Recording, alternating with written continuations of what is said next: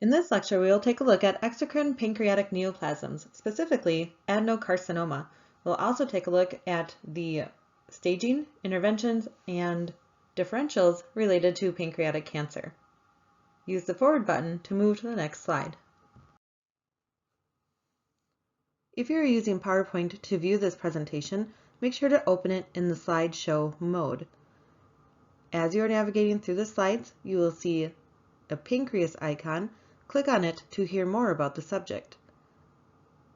YouTube users, the video will automatically play all sounds in key link terms. Recall that the pancreas has two functions, the endocrine and exocrine function. The adenocarcinoma is considered an exocrine cancer, as it arises from the ducts of the pancreas. Adenocarcinoma is the most common primary neoplasm of the pancreas. It's also the fourth most common cause of death related to cancer. Men over the age of 60 are more likely to develop adenocarcinoma. There are also other risk factors that can be associated with adenocarcinoma, including smoking, high-fat diets, diabetes, history of chronic pancreatitis, ulcers, cholecystectomies, and other occupational exposures like to certain chemicals. Alex Trebek is a recent celebrity that was diagnosed with pancreatic cancer. He happened to be in remission though, which is actually pretty rare for this disease. Most of the symptoms related to adenocarcinoma are not specific to the disease. Patients will experience most of the classical cancer signs, such as loss of appetite and weight loss. They will also be jaundiced due to the blockage of the common bile ducts. They'll have a Cavasier gallbladder and possibly epigastric pain. As far as lab tests go with the patient with adenocarcinoma, they are going to experience an increase in both amylase and lipase, two enzymes that are associated with the pancreas. If the adenocarcinoma is starting to involve the liver, then the ALP or alkaline phosphatase will also be increased.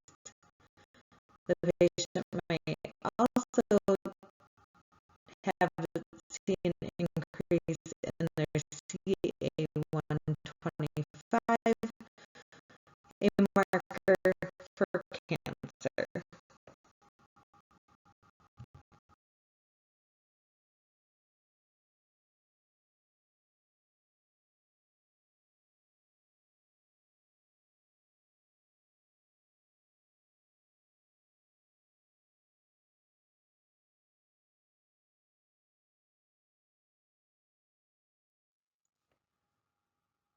The treatment for adenocarcinoma includes a Whipple procedure, pancreatectomy, or chemotherapy. You'll learn more about this when we consider other pancreatic cancer issues. The prognosis, however, for adenocarcinoma is very poor. Typically, people at 1 year, 8% of them are still alive. So it is most likely going to be a fatal disease within 2 to 3 months of diagnosis. Metastatic cancer to the pancreas is very rare, but can be seen in up to 10% of patients who have another primary cancer. The most common primary cancers to move to the pancreas is melanoma, followed then by breast cancer, GI tumors, and lung tumors. The most common spot for adenocarcinoma to present in the pancreas is at the head of the pancreas. This is where 75% of the tumors arise. At the head, we will see a hypoechoic mass with irregular borders, typically see dilation of the pancreatic ducts behind the mass, and possibly displacement of other structures such as the IVC.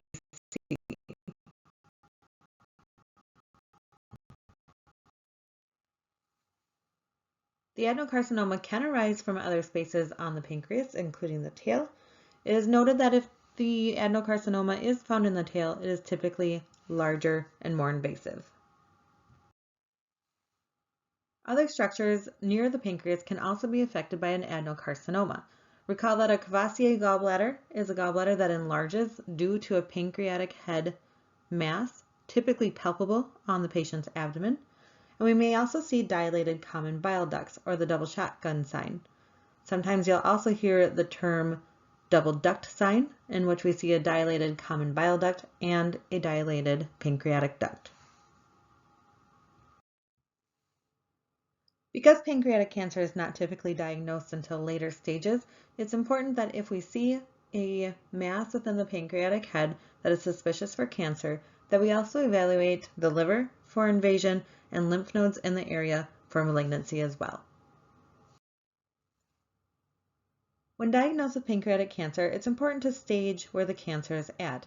While CT may be the preferred method to do staging, we need to assess, as a sonographer, is the pancreatic lesion located just in the pancreas or has it extended beyond? Are we seeing that there is some blood vessel invasion, maybe into the portosplenic confluence, into the IVC? We also want to know if there's hepatosplenomegaly.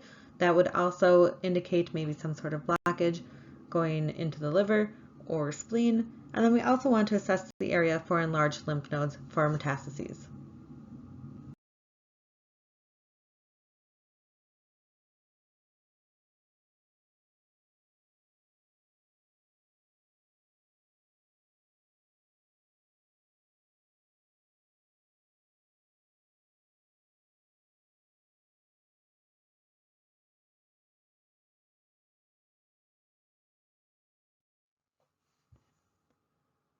While adenocarcinoma of the pancreas is not necessarily treatable, there are interventions that can hopefully prolong the patient's life and possibly remove all of the cancer.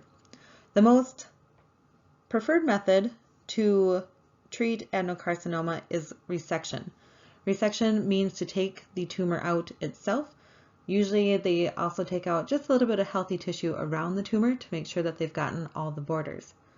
The problem with resection and adenocarcinoma, though, is that the tumor, by the time it's diagnosed, has most likely invaded into other organs. So this is a less likely option, and it also comes along with a higher mortality and morbidity rate. The more preferred option for adenocarcinomas that are found within the head of the pancreas is called the Whipple procedure, or a pancreaticoduodectomy. And what happens with this one is that a lot of the organs kind of in that central area are removed and then rerouted so that the remaining pancreas can still function as an endocrine and exocrine organ. Through the Whipple procedure, the head of the pancreas is removed, as well as the gallbladder, the common bile duct, and the proximal duodenum. If the adenocarcinoma is located in the tail, they can do something called a distal pancreatectomy, and that will remove just the tail of the pancreas, and depending on the growth of the lesion, they may also have to remove the spleen at that time. But again, that leaves pancreatic tissue to function as exocrine and endocrine organ. The other option is a total pancreatomy, which removes all of the pancreas, and in this case, the patient will still need to supplement their body with the function that the organ or that the pancreas originally had. So they usually take insulin injections and then take oral enzyme replacement.